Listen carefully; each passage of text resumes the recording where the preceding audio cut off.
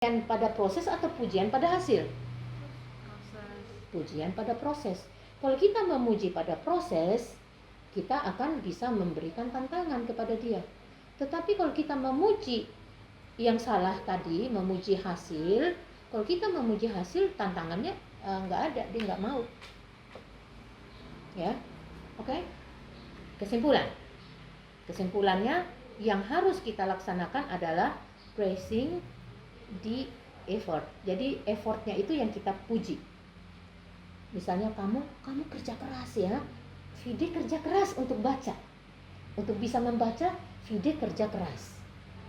Nah itu dia akan bekerja lebih keras lagi untuk dia bisa membaca gitu loh. Oke, Cindy? Nah jadi jangan memuji, kamu pintar ya. Jangan. Kalau bilang kamu pintar, dia akan, oh aku kan sudah pintar. Ya, kemampuan untuk ininya jadi rendah. Oke, bisa membedakan? Bisa membedakan? Oke, bisa? Ya. Jadi kalau yang jangan melakukan inborn traits, artinya karakter yang dia bawa dari lahir itu tidak boleh dipuji.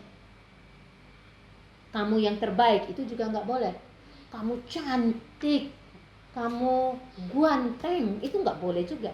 Kamu pintar banget, itu juga nggak boleh. Oke? Jadi intinya di sini cuma satu, adalah jangan salah memuji, karena pujian itu adalah dopamin. Dia butuh terus menerus. Anak lebih menyukai pujiannya daripada aktivitas itu sendiri kalau salah memuji. Jadi kita harus memuji aktivitasnya. Supaya apa? Supaya aktivitasnya yang diberi dopamin itu aktivitasnya gitu loh. Paham? Jadi jangan kasih salah dopaminnya. Kasih dopamin yang benar, yaitu dopamin di aktivitas. Agar apa? Agar si anak Agar si anak meningkatkan aktivitasnya yang baik itu. Paham ya? Paham? Ya. Kemudian terakhir menutup sosial trauma, menutup neolimbik. Jangan membuat anak mengalami sosial trauma ya. Karena sosial trauma itu akan meningkat ke masa depannya dia. Misalnya pas dia tidak bisa membaca, lalu Cindy bilang, apaan sih kamu bodoh amat sih, nggak bisa dari tadi. Nah itu dia bisa trauma, nggak boleh itu. Oke? Itu nggak boleh. Sosial trauma itu nanti gedenya dia memang merasa aku sudah nggak bisa gitu loh. Aku nggak bisa. Dia akan menunjukkan bahwa dia itu nggak bisa. Bukan menunjukkan dia bisa, tapi dia menunjukkan bahwa dia memang nggak bisa. Tadi ya, expectation, bad negatif efek apa? Golem efek itu, golem efek itu akan berjalan di situ ya. Dan itu traumanya itu terus tanpa terasa, trauma itu terus berjalan, bisa jadi macam-macam ya. Ini ada contoh-contoh, ada si John dengan si Jimmy, bagaimana mereka diperlakukan dengan tidak baik. John ini ketika dia bilang sama mamanya, aku cinta padamu, dia sayang mamanya, lalu mamanya bilang, anak laki-laki itu nggak boleh seperti itu. Akhirnya dia merasa trauma gitu, bahwa anak laki-laki itu tidak pantas menyatakan cintanya.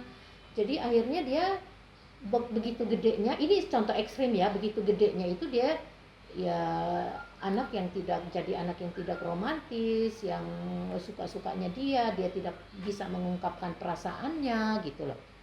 Karena apa? Karena di dalam pikiran bawah sadarnya dia, laki-laki itu tidak boleh menyampaikan perasaannya.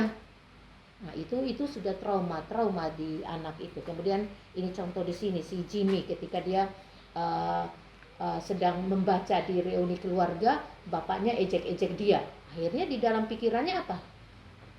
Dia itu tidak boleh membicarakan sesuatu di depan umum. Ketika dia harus presentasi atau apa, dia jadi gugup, dia jadi nggak bisa gitu loh. Dia sudah mengalami trauma ketika pada saat reuni keluarga itu, di mana dia ingin membacakan puisinya tapi diolok-olok.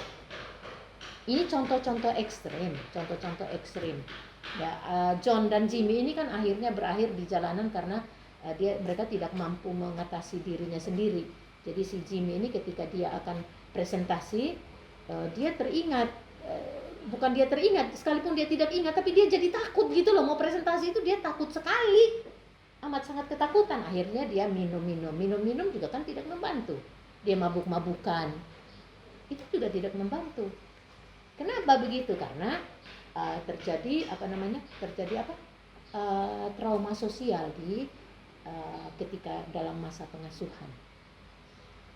Ya, jadi ini masalah-masalah yang harus kita lihat betul di anak kita mengenai neolimbik ini ya.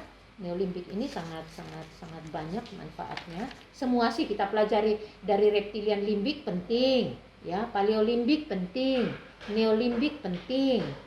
Nanti besok ke prefrontal, terakhir prefrontal untuk bagian-bagian otak. Ya, dengan pendekatan apa? Pendekatan perilaku. Jadi kita bukan cuma belajar otaknya, tapi kita belajar perilakunya, bagaimana menghandle perilaku itu. Sebenarnya ini lebih ke psikologi ya, daripada neuroscience-nya. Kalau psikologi itu kan lebih ke behavior ya. Iya, behavior. Itu dia akar apa yang membuat si bawah sadar kita membuat efek seperti itu. Ya, neo ini juga bawah sadar sih sebenarnya. Lebih ke neo. Ini sudah di bawah sadar. Artinya kan ketika dia trauma itu, ketika besarnya itu dia tidak mengingat, tapi itu ada di bawah sadarnya dia gitu loh, di bawah sadarnya dia. Dia berperilaku itu sebenarnya ada di bawah sadarnya dia gitu. Secara tidak sadar dia berperilaku seperti itu. Review 7 menit. Apa yang kalian ketahui untuk yang sekarang aja.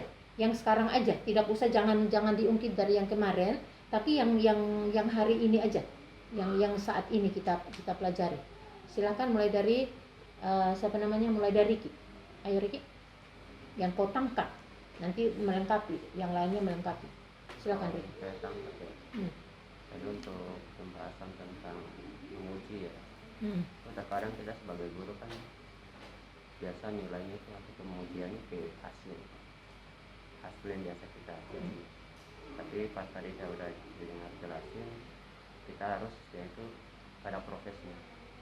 Jadi dengan kita memuji proses daripada anak tersebut, anak itu mempunyai keinginan lagi.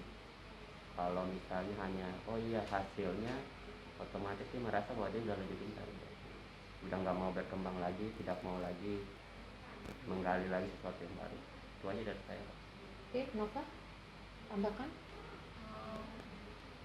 Untuk punishment mungkin ya Bu. Ya. Kalau punishment jangan terlalu yang bikin self trauma. Karena nantinya kalau dia udah besar, kalau misal takut gitu loh Bu untuk melakukan kesalahan. Karena kalau punishment terlalu besar, nantinya enggak sih, aku nangkepnya kalau punishment itu ada beberapa pola, harus dilakukan sama orang yang memberi punishment, sama anak itu harus dikontrol gitu Bu, kayak melakukan punishmentnya dengan baik dan benar. Bagaimana baik dan benar? Kau mengatakan punishment baik dan benar itu seperti apa? Kita harus melihat dia dikerjakan terus-menerus, harus konsisten. Sebelum konsisten itu apa dulu yang dilakukan? Evaluasi. Oke, Gareth bisa tolong melengkapi?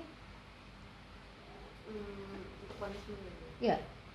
Untuk punishment yang baik dan benar tadi. Iya, yang baik dan benar. Karena mempanis terlalu gede nggak boleh, tidak mempunishment juga tidak boleh, tidak Pokoknya kalau udah mengancam, misalnya kalau dia melakukan, kalau dia misalnya berisik atau apa mau dikeluarkan dari kelas, ya itu harus dikeluarin gitu. Maksudnya jangan mengancam sesuatu yang tidak kita kerjakan, dan jangan mengancam sesuatu yang membahayakan anak juga.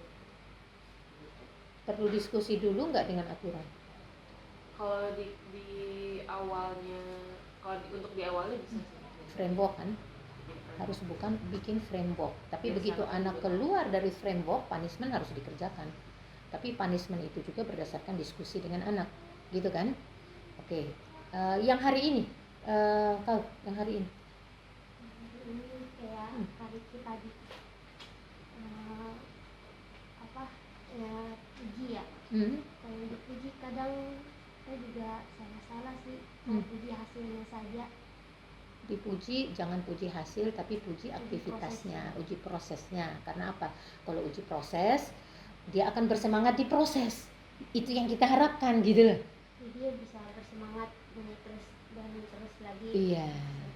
Jadi yang dipuji itu apa? Proses, nggak boleh uji hasil. Kamu? Lebih ke fix mindset ya. Fix mindset itu sama kayak dan grow mindset. Hmm. Fix mindset itu dia susah berubah dan itu hanya berfokus pada hasilnya.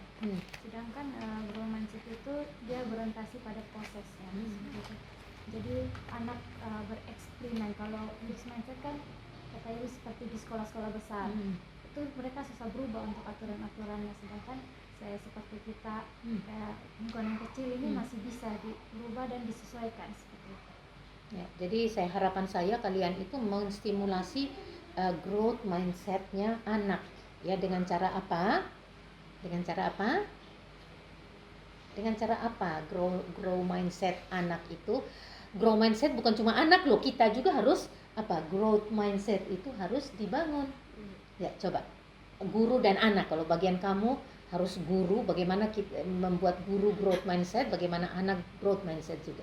Kalau untuk guru dulu ya Bu. Kalau untuk guru itu menurut saya kenapa kita harus growth mindset? Karena dunia ini kan adaptatif. Kita harus selalu lihat perkembangan anak, terus juga harus mengadaptasi apa yang duluan supaya kita nggak stuck dan kita ketinggalan gitu. Karena ada aja yang baru, selalu ada yang baru. Kalau dari anak kita biarkan dia eksplorasi, terus kita sebagai kita kan sebagai evaluator dia, kita juga sebagai pembimbing dan pengamat dia. Jadi kita yang udah adaptatif itu, kita yang udah growth mindset ini, kita bikin anak juga growth mindset juga dengan cara